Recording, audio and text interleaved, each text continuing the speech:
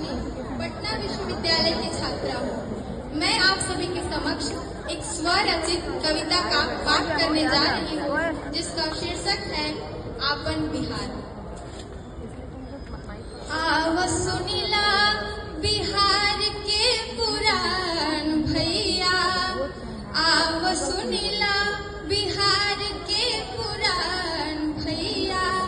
अपन राज्य हवे कतना महान भैया, अपन राज्य हवे कतना महान भैया। दिनकर राजेंद्र जी के जन्मभूमि हवे, दिनकर राजेंद्र जी के जन्मभूमि हवे।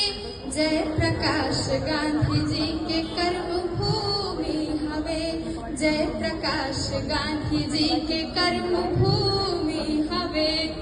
बौद्ध और जैन धर्म के उदय भइल, इहवा एक से एक ऋषि मुनि हवे, इहवा एक से एक ऋषि मुनि हवे।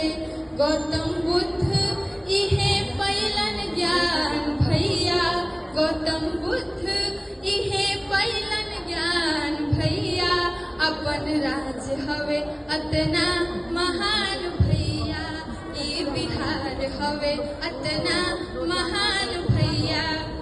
हर हर क्षेत्र में बिहार के नाम बाटे, हर क्षेत्र में बिहार के नाम बाटे। शारदा सिन्हा विंध्यवासिनी देवी सानु बाटे, शारदा सिन्हा विंध्यवासिनी देवी सानु बाटे। कैले रहन आविष्कार जीरो के, आर्यभट्ट इहे के विद्वान बाटे, आर्यभट्ट इहे के विद्वान बाटे। IAS IPS के इहवा खान भैया, अपन राज्य हवे अतना महान भैया, अपन राज्य हवे अतना महान भैया।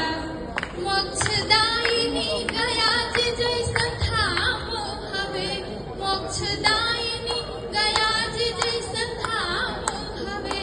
वाल्मीकि और सिया के जन्म स्थान हवे, वाल्मीकि और सिया के जन्म स्थान हवे। कितनो कारी खत्म होई ना बखान भैया, अपन राज्य हवे अतना महान भैया, अपन राज्य हवे अतना महान भैया।